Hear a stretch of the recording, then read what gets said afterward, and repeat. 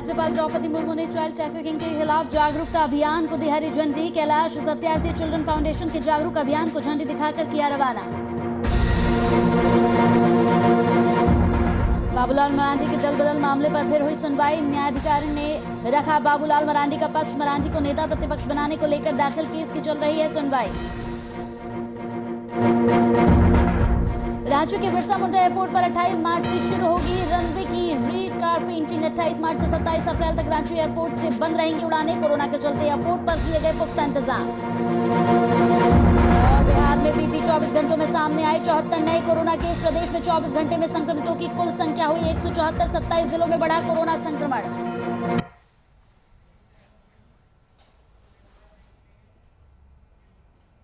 नमस्कार, VIP news में आपका स्वागत है। आपके साथ हाजिर हूं मैं कंचन। शुरुआत करेंगे बुलेटिन की इस वक्त की बड़ी खबर के साथ। इस वक्त की बड़ी खबर टीवी स्क्रीन पर आपको दिखाने जा रहे हैं। इस वक्त की बड़ी खबर मधुबनी से आ रही है। भारी मात्रा में गांजा बरामद किया गया है। इस वक्त की बड़ी खबर, स्वीप राइटर्स गाड़ी पलटने से बरामद हुआ है गांजा। गाड़ी छोड़ मौके से फरार हुए तस्कर। इस वक्त की बड़ी खबर, झांझरपुर थाने के बलियार गांव का पूरा मामला। इस वक्त की बड़ी खबर आपको बता रहे हैं टीवी स्क्रीन पर। इस वक्त की बड़ी खबर, जहां भारी मात्रा में गांजा बरामद हुआ है। मधुबनी से इस वक्त की बड़ी खबर, गाड़ी छोड़कर मौके से फरार हो गए हैं तस्कर। झांझरपुर थाना बलियार गांव के पास की पूरी घटना है ये। इस पूरी खबर पर ज्यादा जानकारी के साथ फोन लाइन पर हमारे संवाददाता मधुबनी से अमरदेव जुड़ चुके हैं। अमरदेव, मधुबनी से खबर सामने आ रही है जहां पर भारी मात्रा में गांजा बरामद किया गया है। गाड़ी छोड़कर मौके से तस्कर फरार हो चुके हैं। क्या कुछ जानकारी मिल रही है इस पर? जी कंचन जी, ये मधुबनी जिले के झंझारपुर थाना अंतर्गत बलियार गाँव की ये घटना है, जहाँ तस्कर करीब सुबह में 6, साढ़े 6 के आसपास में एक कार से निकल करके कहीं अपना माल खपाने के लिए जा रहा था। जिस जगह पर ये गाड़ी पलटी की, वो 90 डिग्री के कोण पर वो सड़क है। तेज रफ्तार रहने के कारण गाड़ी गेहूं के खेत में चली गई, जहां वो पलट गई गाड़ी। पलटने के बाद तस्करों ने गांजा का 5 पैकेट, जिसमें 10 किलो, 12 किलो, 12 किलो के आसपास में जो गांजा भरा हुआ है, उसे पाने के लिए बगल के एक झाड़ी में रख दिया। लेकिन कहीं से न कहीं से वहां के ग्रामीणों ने देख रहा था। ग्रामीणों ने पुलिस को इस घटना की जानकारी दी।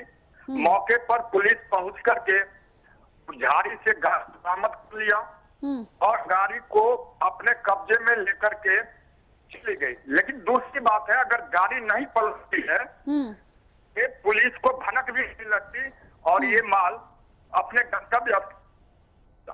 जी चलिए, बहुत बहुत शुक्रिया अमरदेव इस पूरी खबर पर तमाम जानकारी हम तक पहुंचाने के लिए। तो मधुबनी से इस वक्त की बड़ी खबर, जहां भारी मात्रा में गांजा बरामद किया गया है। झांझरपुर थाने के बलियार गांव के पास की पूरी घटना है ये।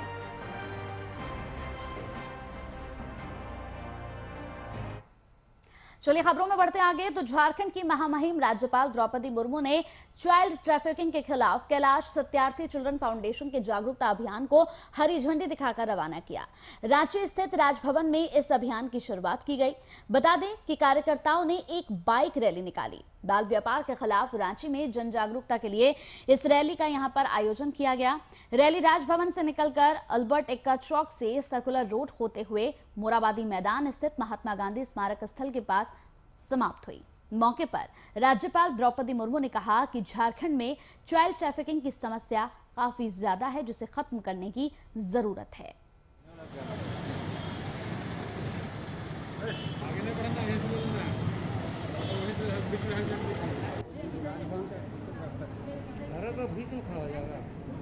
तो झारखंड की महामहिम राज्यपाल द्रौपदी मुर्मू ने चाइल्ड ट्रैफिकिंग के खिलाफ कैलाश सत्यार्थी चिल्ड्रन फाउंडेशन में जागरूकता अभियान को हरी झंडी दिखाकर रवाना किया। साथ ही आपको बताते चले कि रांची स्थित राजभवन में इस अभियान की शुरुआत की गई। जन जागरूकता के लिए यहां पर इस रैली का आयोजन किया गया है। रैली राजभवन से यहां शुरू हुई है। अल्बर्ट एक्का चौक से सर्कुलर रोड होते हुए मोराबादी मैदान महात्मा गांधी स्मारक स्थल पर पहुंची, जहां जाकर ये समाप्त हुई है। मौके पर राज्यपाल द्रौपदी मुर्मू मौजूद रही। उन्होंने कहा कि झारखंड में चाइल्ड ट्रैफिकिंग की समस्या जो है वो काफी पहले से चली आ रही है और काफी गंभीर समस्या है जिसे खत्म करने की जरूरत है।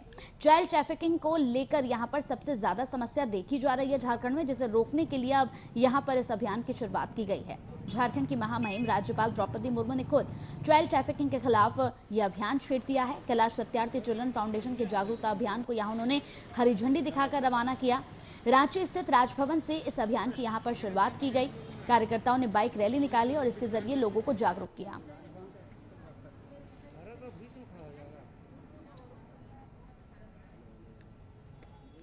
तो वहीं बाबूलाल मरांडी के दल बदल मामले की सुनवाई कर रहे विधानसभा अध्यक्ष न्यायाधिकरण ने एक बार फिर से बीते दिन सुनवाई की है। सुनवाई के दौरान विधानसभा न्यायाधिकरण ने बाबूलाल मरांडी की ओर से पक्ष रखते हुए झारखंड हाईकोर्ट के अधिवक्ता RN सहाय ने कहा कि बाबूलाल मरांडी को नेता प्रतिपक्ष बनाने को लेकर दाखिल केस की सुनवाई हाईकोर्ट में चल रही है। फैसला आने तक दल बदल मामले की सुनवाई स्थगित रखी गई है। साथ ही बताते चले कि इस मामले में अगली सुनवाई 6 अप्रैल को निर्धारित की गई है, जिसमें विधानसभा अध्यक्ष को हाईकोर्ट के निर्देश पर जवाब भी दाखिल करना होगा। गौरतलब है कि JVM का बीजेपी में यहां मर्जर को चुनौती देते हुए स्पीकर कोर्ट में 4 याचिका दाखिल की गई है।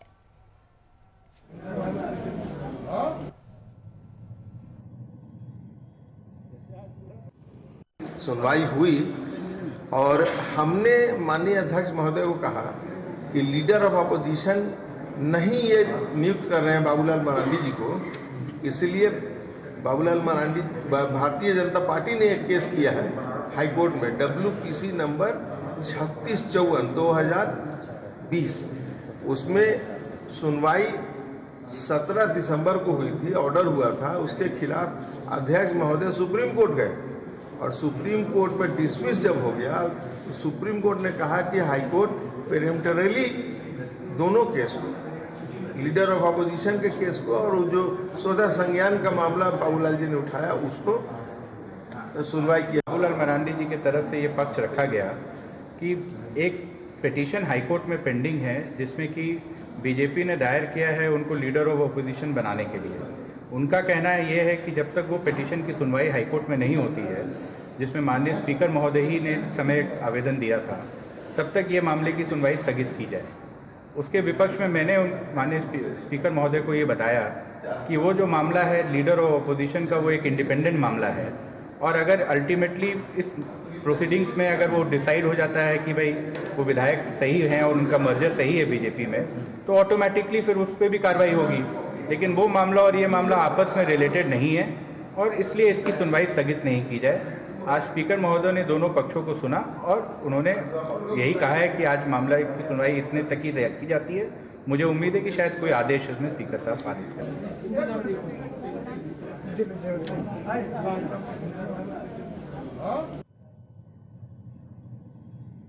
मामले की सुनवाई कर रहे विधानसभा अध्यक्ष न्यायाधिकरण में एक बार फिर से बीते दिन सुनवाई की गई। तो बिहार में रोजगार के सवाल और नए पुलिस कानून के विरोध में विधानसभा घेराव के दौरान महागठबंधन के विधायक, राजद नेताओं और नीतीश सरकार के खिलाफ बिगुल फूंक रहे हैं। युवाओं पर बर्बरतापूर्व लाठीचार्ज के विरोध में राजद ने सीएम नीतीश कुमार का पुतला फूंककर आक्रोश जताया। झुमरी तलैया को झंडा चौक के पास राजद कार्यकर्ताओं ने नीतीश सरकार के खिलाफ जमकर नारेबाजी भी की। बता दें कि झारखंड राजद के प्रदेश अध्यक्ष अभय सिंह के निर्देश पर 24 मार्च को झारखंड के सभी जिलों में पुतला दहन करने के निर्देश जारी किए गए थे। बताते चले कि कोडरमा में राजद जिला अध्यक्ष रामधन यादव के नेतृत्व में पुतला दहन किया गया।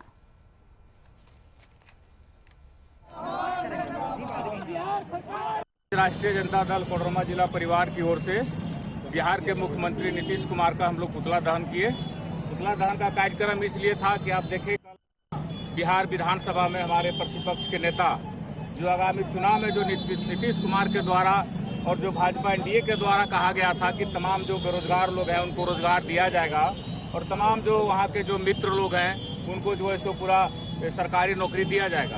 इन्हीं सवालों को लेकर जो है सो कल विधानसभा का घेराव किया गया। दूसरी बात है, नया कानून कल नीतीश कुमार के द्वारा लाया गया है, उसमें ये था कि बिना वारंट के जो है सो पुलिस आपको गिरफ्तार करेगी, इसलिए आम जनता उसमें तबाह होंगी।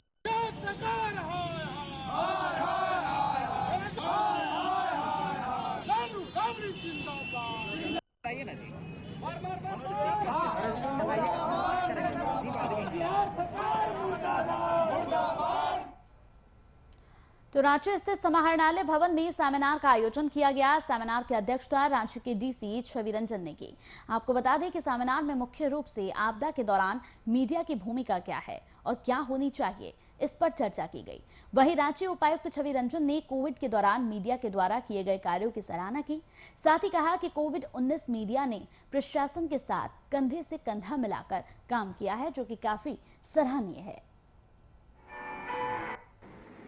ये जो है मीडिया का क्रिटिसाइज भी करते हैं, सपोर्ट भी करते हैं, इन्फॉर्म भी करते हैं, तो इंफॉर्मेशन भी देते हैं हम लोग। इसके अलावा डिजास्टर में जब अफवाहें तो कैसे रोका जाए, उसमें मीडिया की रोल बहुत इम्पोर्टेंट हो जाती है, उनकी भूमिका बहुत महत्वपूर्ण हो जाती है। ब्रेक के बाद स्वागत है आपका। तो राजधानी के बिरसा मुंडा एयरपोर्ट पर रनवे की रीकारपेंटिंग का काम 28 मार्च से शुरू होने वाला है। बता दें कि 28 मार्च से 27 अप्रैल तक रांची एयरपोर्ट से सुबह 11 बजे से शाम 5 बजे तक उड़ानें स्थगित रहेगी। इस दौरान रीकारपेंटिंग के अंतिम चरण का कार्य पूरा किया जाएगा। सभी फ्लाइट्स को दिन में 2 अवधि यानी कि सुबह 6:45 से 11 बजे तक और शाम को 5 बजे से रात 9:15 तक यहां पर एडजस्ट किया जाएगा। गौरतलब है कि इस कार्य अवधि में किसी भी फ्लाइट को रद्द नहीं किया गया है। कोरोना महामारी को देखते हुए एयरपोर्ट पर पुख्ता इंतजाम किए जा रहे हैं। साथ ही महामारी में कोरोना गाइडलाइन के नियमों का पालन किस तरीके से किया जाएगा, इसकी भी लगातार लोगों से अपील की जा रही है।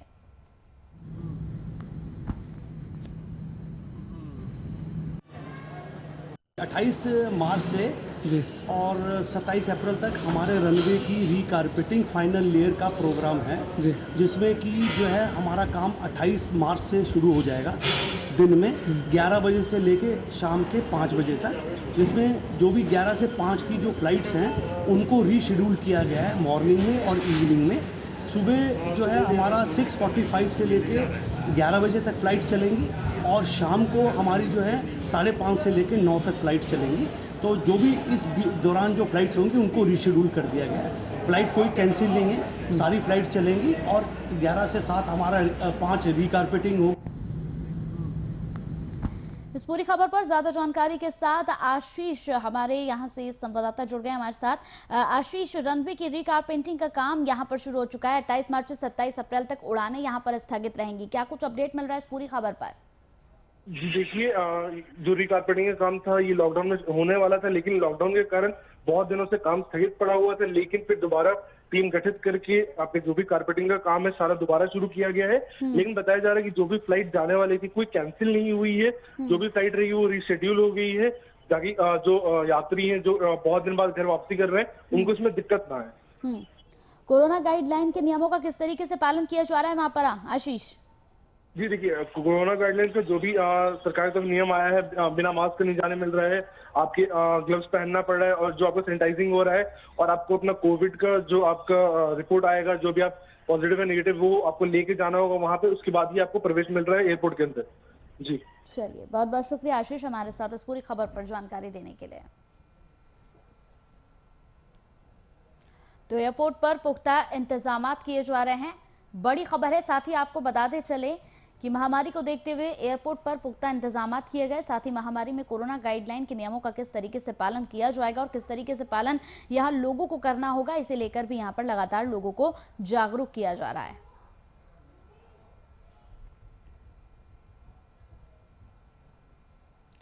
तो वहीं झारखंड में लाउडस्पीकर से अजान दिए जाने पर रोक लगाने की मांग को लेकर बीते दिन झारखंड हाई कोर्ट में जनहित याचिका दायर की गई।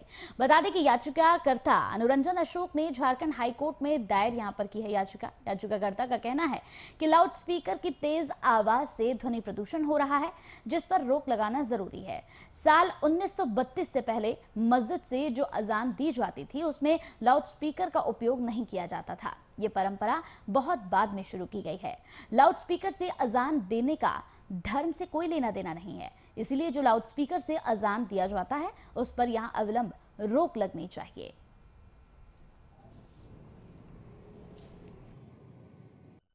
लाउडस्पीकर से अजान पढ़े जाने पर रोक लगाने को लेकर एक झारखंड उच्च न्यायालय के समक्ष एक जनहित याचिका दायर की गई है अनुरंजन अशोक के द्वारा, जिसमें मांग की गई है कि वर्ष 1932 से पहले लाउड स्पीकर से अजान नहीं किया जाता था। अजान लाउड स्पीकर से होने से ध्वनि प्रदूषण होता है। इसी पर रोक लगाने को लेकर एक जनहित याचिका दायर की गई है झारखंड उच्च न्यायालय के समक्ष आज। साथ ही इसमें मांग की गई है कि सरकारी जगहों पर और सार्वजनिक जगहों पर नमाज जो अदा किया जाता है वो नहीं किया जाना चाहिए, उस पर रोक लगानी चाहिए। झारखंड उच्च न्यायालय में जनहित याचिका दायर की है जिसमें नमाज में बड़ा बड़ा भोंपू माइक लगा करके 5 बार नमाज पढ़ना, उससे जो है लोगों को परेशानी होता है, ध्वनि प्रदूषण होता है। दूसरा विषय है कि मस्जिद के आसपास या किसी भी सड़क पर या किसी प्राइवेट आदमी के ज़मीन पर या फिर किसी का भी ज़मीन पर नमाज पढ़ लेना, इन सब नमाज पर जो है इस तरह के हरकतों पर जो है माननीय उच्च न्यायालय झारखंड से अनुरोध किया है कि इस पर रोक लगाया जाए।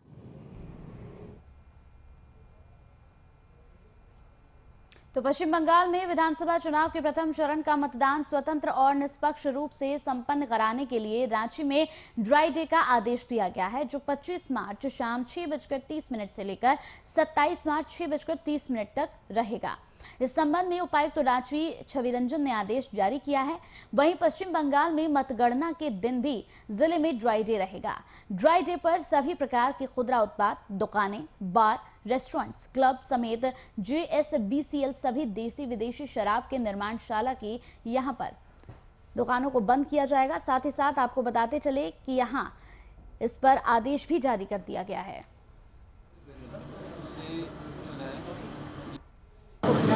फर्स्ट फेज का इलेक्शन जो चुनाव वेस्ट बंगाल में वो 27 तारीख, उसके 48 घंटे पहले उससे जो है ये शुष्क दिवस को जो घोषित किया गया है और 25 लेकिन 27 तक ये रहेगा ड्राई डे। इसके अलावा मतगणना के दिन 2 मई को उस दिन भी ड्राई डे घोषित किया गया है। फर्स्ट फेज का इलेक्शन जो चुनाव वहीं खबर गिरिडीह शहर के हट्टी बाजार से है, जहां पर ग्रामीणों की मांग है कि हुट्टी बाजार का नाम बदलकर बिरसा मुंडा बाजार रखा जाए, जिसे लेकर यहां हुट्टी बाजार फल सब्जी मंडी एसोसिएशन की ओर से एक प्रेस कॉन्फ्रेंस भी की गई। बताया गया है कि हुट्टी बाजार का नाम बदलकर बिरसा मुंडा फल सब्जी मंडी करने की मांग नगर निगम से की जा रही है, जिसके लिए एक मांग पत्र नगर निगम को सौंपा जा रहा है।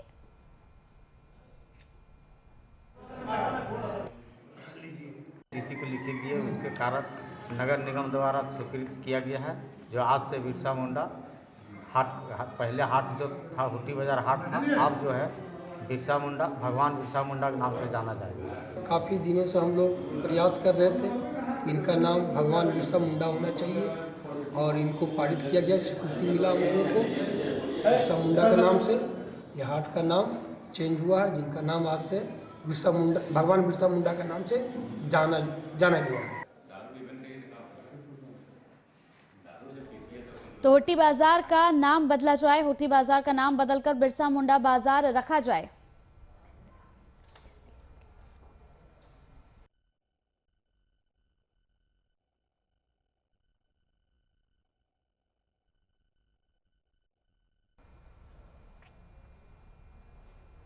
और अब बात बोकारो की कर लेते हैं। बोकारो में लगातार जिस तरीके से ये तमाम चीजें सामने आ रही हैं, उसे लेकर अब यहाँ पर हनुमान मंदिर में 2 दिवसीय अष्टयाम किया जा रहा है।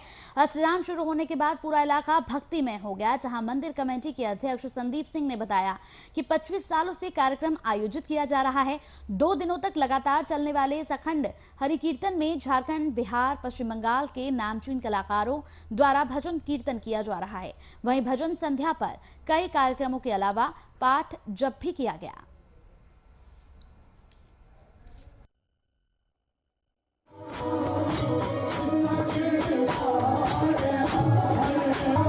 ये हम लोग 25 सालों से लगातार इसी तरह से अष्टयाम का कार्यक्रम चलता रहा है और यह कार्यक्रम शुद्धिकरण के लिए, हिंदू समाज का शुद्धिकरण का सबसे बड़ा स्रोत है।